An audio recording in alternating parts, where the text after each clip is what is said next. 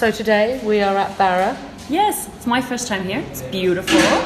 And we are joined by Alessandra Bera from Italy, Piedmont, from Vera Vittorio Figli estate in Canelli. I have a funny story to tell you because I just already straight in. When I went to Piedmont in 2011, I made an appointment thinking I was coming to see you. No. And I was seeing a different Bera that was making very different wines. And I'm completely conventional. And then what's happened? You stay and you try the wines I didn't want to be rude, so I just stayed. I sort of got there and then I saw the labels come out and I'm like, I'm in the wrong place. And then you didn't try to come and visit us? No, because we made all the appointments before and that was the only time and I just was so embarrassed. I was just Yes, that's bad. That's our fault because we are not so good in communicating. Yes, they are much more. Well, I realised as soon as I got there and I thought, how did I mess this up? Yeah. So I had the intention to visit you. That's not the first time that's happened. No, okay. Anyway, we're here tonight. Finally, I found you this time. So. And what do we have? This one, how do you pronounce this? Because I think I'd probably make a mess of it. This is Vino Bianco, out of any appellation. Very mysterious. I know, I love the labeling. Wine. It's a Japanese wine from Piedmont. We say Piemontese sake. No, I'm joking. It's so the name of the wine is Bianchdudui in Piemontese dialect. That means the white of the two. Okay. And 2000. Okay. So that's the. That's actually is a wine from 2000. Bianchdudui is so we thought that Laureano Serres when he makes El Blanc del Cinc in Catalan, so it was something similar. So just to put the vintage on it because it's a dialect. Vino di tavola. Sì, of course. And the Japanese character means is wa in Japanese and means harmony.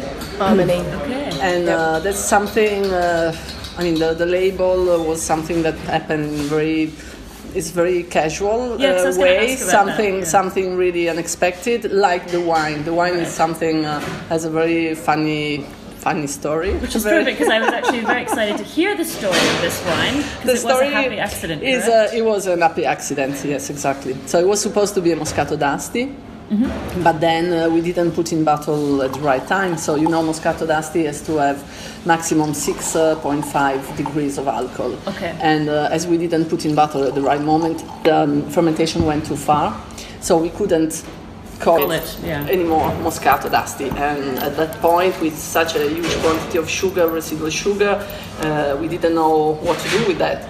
So we just left in a tank, in a concrete tank. We just forgot it. And the unexpected thing and the lucky thing was that it developed a flaw. And that's something really unusual in our area. It's not a vinification because the wine is always put in bottles so young. It's something that we never experimented before.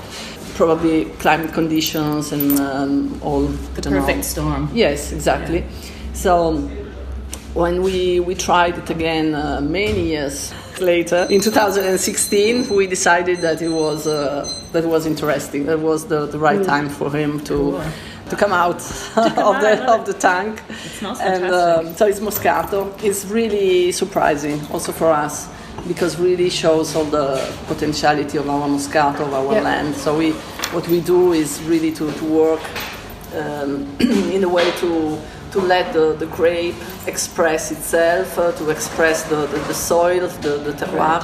That's what we really are looking for. And in this wine, you can really find all this. It's still so young, really impressive wine. And the funny thing now it has been for 2 years in a bottle. The funny thing is that when we first bottled it, the nutty side of the oxidation was much stronger. And now it's much more integrated, and you have more the the aromatic side of Moscato that is coming back again. Floral note there in the background. Exactly. It's like it's having a second life. Yeah. So it's really amazing. After in the bottle, it's breathing and it's really born to a new life. Really interesting. Smells like butterscotch as well. Oh yeah, totally. Butterscotch tart. Oh yeah. School dinners. Yum. Then what I like is really it's so tender. It's really nice. Surprising, yeah. It's so soft in the palate. It's large, big, but soft, and always the final that is very savory, very super salty. savory. Very It's really umami. not what you expect, sort of from the smell, and then Yes. This now is I kind of see the Japanese character. Yeah, how the texture as well, right, this viscous texture, and it has a sort of you said sake quality to it. Totally. It's fabulous. Do you think this is something you would ever try to replicate again? Or do you think it would be impossible? we try. We are trying. We'll see. Yeah, there is something that is waiting. The 2007 Moscato, and we'll see in 7-8 years, something more. Yes. We really need time because of this huge quantity of sugar. completely dry. Completely just gets dry. all eaten up. Yes, Yeah, great. of course. After After 60 so years, long. it's no Moscato, no residual sugar left. No, for sure. But the texture, the complexity is still like sort of sweet. Yeah. There is this sweetness. It's got in this viscosity about it. Yes, it's the viscosity, exactly. And it's the same one that you find in fresh Moscato d'Asti. So really the texture that is very creamy and rich. This is because we work with very well-ripened grapes. So completely, there is a lot of structure, complexity. They are very well balanced. So that's why you have this. Something I've always noticed in your wines is the colour compared to the very commercial Moscato d'Asti. They look almost they almost look like water, and then when you see yours, they have that lovely golden, yellowy colour to them. It's just the ripened grapes. That's the colour of the grapes. Then, of course, maybe, but I won't say that. Maybe a little bit of oxidization because we also use very low quantity of sulfur. So maybe also this, but it's really the color, the golden color of the grape, of the ripened grape of Moscato. And in terms of your journey into wine, what's your background? How did you find yourself where you are today? It's always. I was born in the wine, so. But you did leave for a while, right? Yes, you did go to Brussels. Exactly. Was it you were studying? No, I wanted to leave the estate when I was a young girl, and of course making different experiences. I did political science, and I wanted to be a diplomat. So that was really my big dream. Traveling, meeting people. But that's kind of what you are now. Exactly. That's the point. But you found yourself through a different route in the place. Exactly, in a much better way, I think because I was very disappointed. So yes, I stayed a little bit in Brussels to the EC. Then I went for a few months in Syria, in Damascus, and it was many years ago when it was still quiet. But I was a little bit disappointed because actually you couldn't have this connection with people from the local people because you were, as a diplomat, you were living in a completely artificial world out of the reality. So I realized that I wanted to come back home. I really had this call. I was in Syria, so I've seen the light on the way to Damascus, and I decided that I wanted to go back to work with my brother, that he was actually working already at the estate, and it was very strong. This strong connection with the land that I discovered it was always there. Right. Really the roots. So I have this dream of being very well attached to the soil, to my land, but with the trees that are going very, very far away in the sky, in the world. Yes. So yes, now I do travel a lot with the wine, and it's a beautiful experience because for me it's of course I love staying on the estate and doing all the work. I like the kind of nature and the life we do there.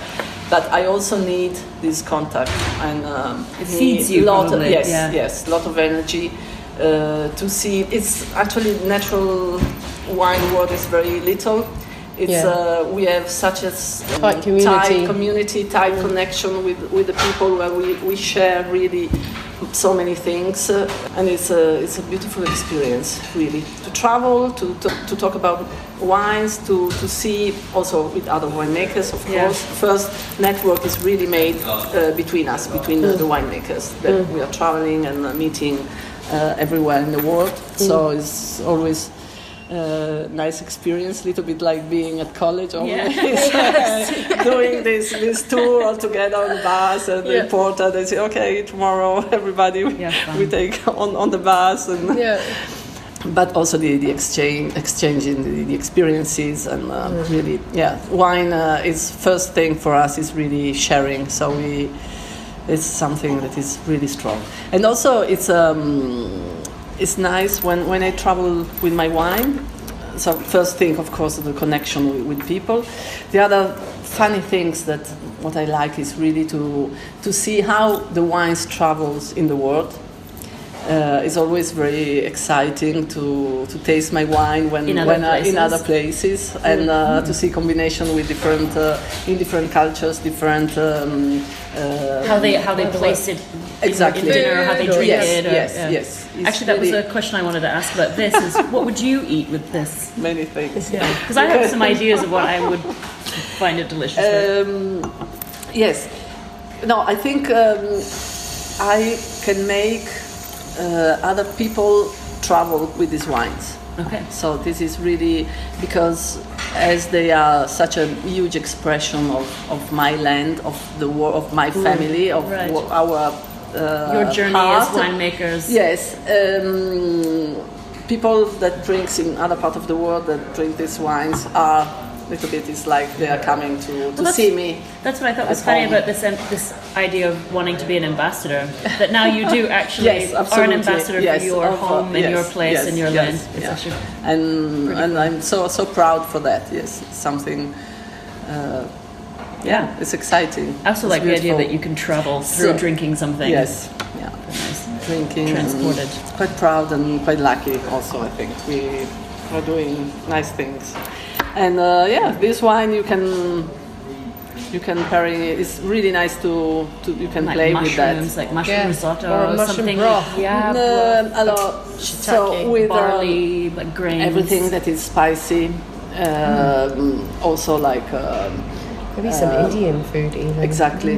Yes. Oh yeah, cumin. I was going to say Cumin totally. goes so well. Everything that is also acid, so fat like. Herrings, so fat fish with vinegar. Yum.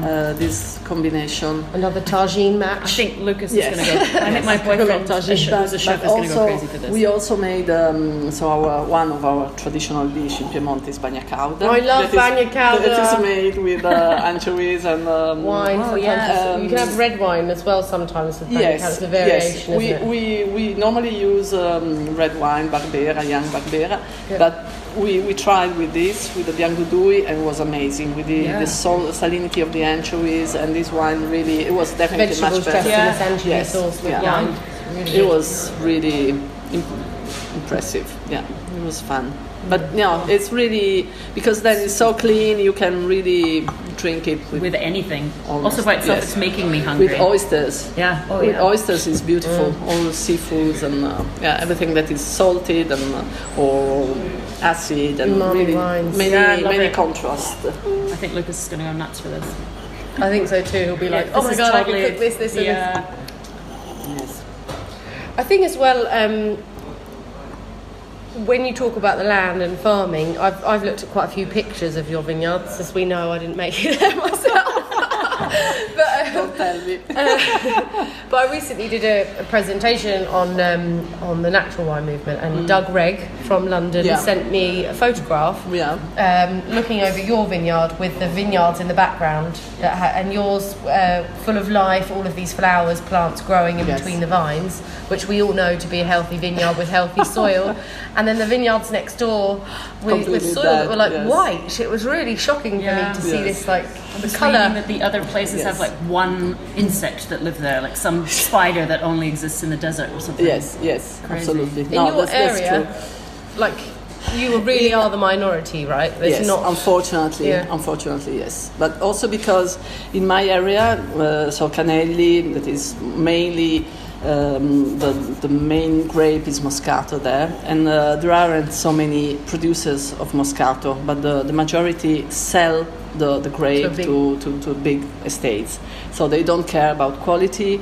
They normally, most of the time, they have a first job, and the vineyards are their second jobs. So they spray whatever they use. Just easy. Yes, just producing quantity is producing. I don't know. It's really something. Just a product. They don't care about absolutely the quality. They don't care about preserving the soil, and this is really big shame. Yes. No, we are so lucky because our land, our vineyard are really well preserved. We had the chance to have a very open-minded father, Vittorio. So when he started in '64, he decided that he wanted to work. He didn't want to poison himself. We were working there with all the family, the kids. So he was saying, "No way, I'm not going to use all these chemicals." It was really the area of maximum production of and use of chemicals. And that was in the '60s. Which was when all the green revolution stuff was happening, so there was so much use of chemicals at that time, and get quantity. Exactly, yes. And it was really completely opposite. Extreme. Yes, So we are lucky to have this land that is so alive and so well preserved, and that's really a good thing. So the style and wines that you make today, would you say that's an extension of what you learnt from your dad? Like of course, he was making the same sort of style? Yes, say is a way of working in a traditional way, but when traditional doesn't mean things of 20 years ago, that means going back. Yes, exactly. So the estate, the first that started making wine in my estate was 3, 4, 5 generations ago in 1758, and so the way of we really want to preserve also this tradition, this know-how, the taste of the wine, the land. So we are so little bit severe in this.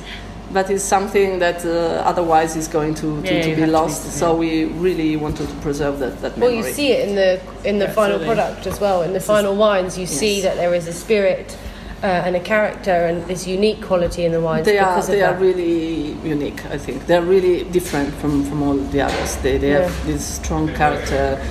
That's an important thing to do. I think everyone should do that, to have. So to travel with all different wines in all different countries. This particular Moscato, not this vintage, but I think it was the 14 vintage. I happened to have a few bottles at the Michelberger. I had some that got put on the side and left, and everyone was like, Moscato d'Asti, that's like 2 or 3 years old. Is it going to be any good? Which usually is a good question. Yes. My God, it tasted amazing. Actually, it was almost better. Yes. Oh, funny. Our Moscato is better. So that's why I say this is also like really shows the potentiality, this Bianchdudui that is old. So you see really how it can age and exactly, yes. And that's our Moscato d'Asti is the only Moscato that can age and can really becomes definitely better. So when you have the fresh vintage, the fresh Moscato of the year, you have of course all the fresh fruit, all the primary aromas. It's just like eating fresh grape. After at least 1 year in the bottle, so the sugar are still there, but becomes much more integrated. You lose this floral, you lose the fruitiness, but you have a really interesting taste of mint, very herbal. Mint, lemongrass, and that gives even more freshness to the wine. For me, really impressive, because we were talking a little bit about this before, Gwen and I. For people who hadn't tried Moscato d'Asti before, what would they expect? What's typical? What do most people produce, and how's your style different? Right. This is really annoying because Moscato d'Asti has such a bad reputation around the world, right. And I think. Cheers. Also, when I'm doing some taste, sometimes I really have to struggle with people to make them taste our Moscato. Say, oh no, Moscato, no, I don't want to taste it. Please, yes, you have to taste this one. And then right away you see just a big smile on their face. And so then you say, oh yeah, that's different. That's for sure. My understanding of Moscato d'Asti, if somebody says, what is it? I think of a low alcohol, lightly sparkling, lightly sweet, aromatic wine from the north of Italy. All of these sort of peach, pear, sometimes apple, floral notes. It's kind of like a sweeter, flatter version of Prosecco in many ways. Exactly. Yes. For sure. When we talk about the masses, because it has been transformed in a completely industrial wine. An industrial brand, isn't it? Yes, really? It is a brand. Yes. And because there was such a big demand of Moscato, the original area of Moscato d'Asti, the original area, the best area, has been so enlarged to such a huge surface, where there is no good conditions for the growing of Moscato. And then, so they are just looking for the quantity of the grapes without caring about the quality. It becomes formulaic rather than... Yes, and then, why? Because then the Moscato, since the 70s, with a modern technology, it's very easy to make Moscato in the cellar. So it's a wine that is completely made like a Coke, like any soft drink in the cellar, in an industry. But Moscato has such a huge, complex story. So Moscato is a beautiful grape, as we were showing with the other wine. And so in our area, only Canelli was the area, the best area for the production, because it could reach such a big concentration of sugar, very nice ripeness, but keeping the freshness, the acidity. So it was really balanced. Exactly. So in the past, with no technology, what happened? So a little bit the story of Moscato, and I still remember my parents doing that until the end of the 70s. So very well ripened grapes. Of course, you have to have low yield. That's the only condition, the first condition. Yes. But then... Because if you have higher yields with Moscato, it drastically affects the quality of the fruit. Of course, it doesn't get ripened. But then after that, they used to store the grape for almost 1 week on like sort of, not passito, but just to have an even bigger concentration. So they just put the Moscato, a layer of Moscato on the porch. No. Outside? On the soil. Not in the sun, just in the shadow. For almost 1 week. So there was a beautiful concentration of sugar, concentration of aroma also, because then you had some mud, starting to raise up a little bit of botrytis, or yes, of course, always. We always have a little bit of botrytis on our Moscato. And then you had to preserve the sugar. So that concentration of sugar, this richness, really helped the wine not to stop the fermentation, not to have a very fast fermentation right away. It starts slower because there's so much sugar. It takes exactly. So you have to keep the sugar, a huge quantity of residual sugar, because then it was put in bottle in springtime, and the only way to slow down the fermentation was this concentration, and then they used to make, it was the cold of the natural cold of the of the climate. So the cellars were always facing north, and open cellars to have the cold from outside. And when the fermentation was going too fast, they were filtering with what we call sacchi olandesi, filtro olandese. It's Dutch filtration Dutch filtration. I don't know why. But, they like to filter things. It was filtered it was a static filtration on fabric. Pouches. Pouches, yeah. Yes. I think I saw this from the ceiling, these sort of things hanging down. Yes, exactly. And it was such an awful, huge work because in the cold of the winter you had to wash by hand with cold water, all these pouches, and it was really tough. And of course, the women were doing this tough work always. But and then. So that was the reason why for centuries, only in Canelli area was the Moscato d'Asti was produced.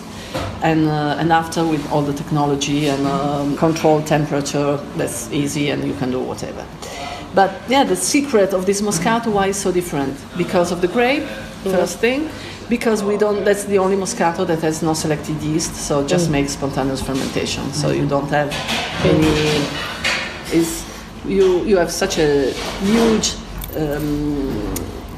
different aromas in our Moscato. And every vintage has its own character, its own aroma that goes from rose when it's fresh, it goes to apricot, pears, honey,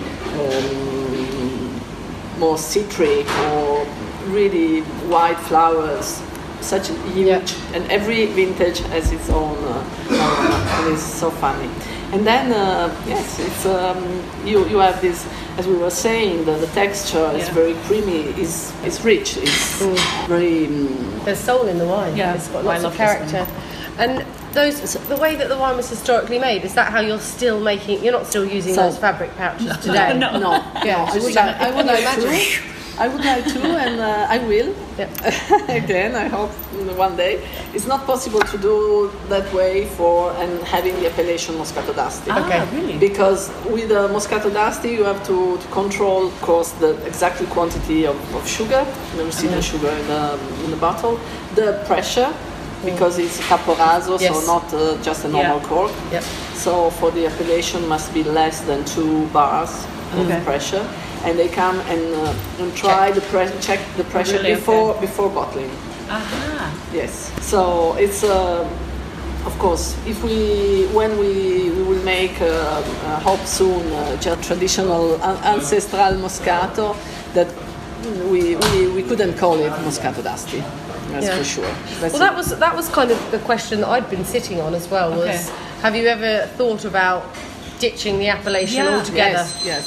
Instead of calling it Moscato d'Asti, would you ever go Bera Moscato or something? I couldn't Bera and nothing else. Because we couldn't call Moscato. Yeah, because Vino di Tavola doesn't let you put the grape variety on the label. We could say you'd have to give it a sexy name. Not even Vino da Tavola, but probably Filtrato Dolce, because it's not even a wine. Oh my goodness. Because of the low alcohol. So Moscato d'Asti is the only kind of this wine that is considered wine, but if we go out it would be filtrato dolce, so molto parzialmente filtrato, so must that unfinished fermentation, something like that. So not very nice. Should be Bera. Yes, we trans they call it Bera. That's for sure. It's a shame because we think we are really the last depository of the tradition. Of course, we always struggle with the when they do the tasting, because they always say us. Not the tasting, for the appellation. Yes, the exams for the appellation. They always say it's too, be careful, too evoluted. So the words they use to oh my goodness. They because of the colour, they probably assume it because they see that darker colour, so something's got to be wrong. And also the nose that is not so fresh and not so floral. So they use attention, be careful, protect with means just add sulfur. And too evoluted, and we always have a problem like this with it's so funny because you'd think that as long as you follow the rules, it shouldn't matter what it tastes like. That's your choice as a winemaker. It's like, Yeah, no, it doesn't work like this. The wine laws don't work frustrating. like that, and they're very conservative. They say us that this is not representative of Moscato. That it's not real Moscato. And you're like, hang on a minute, this is the real thing. the real Everything thing. else Yes, is the fake. exactly. Yeah. But this like the DOCG, like the control forces of wine, let's say, they're being funded by the larger producers as Exactly. well. So Yes, it's in their interest to protect yeah, of course. Exactly. that style. That's the point. Yes. Yeah. And not historical. Yes. Yeah. So we will try to make anyway. So you're like the some enemies. just, It's like we are the she's enemies. she's yes. showing them what it should really Yes. taste like. We can't have that getting out there. We are the enemies. You're the yes. revolutionary. Yeah, always. Unfortunately. Thank you for joining us today. Thank you. Thank you for giving up your Absolute time. pleasure. Thank you. Really nice. I'll try both of these. Nice being here in Berlin. Yeah, I'm probably going to take these home. Yeah. Love it. No, Cheers thank again. you. Thank you. Thank you, Alessandra. Grazie. Ciao. Ciao.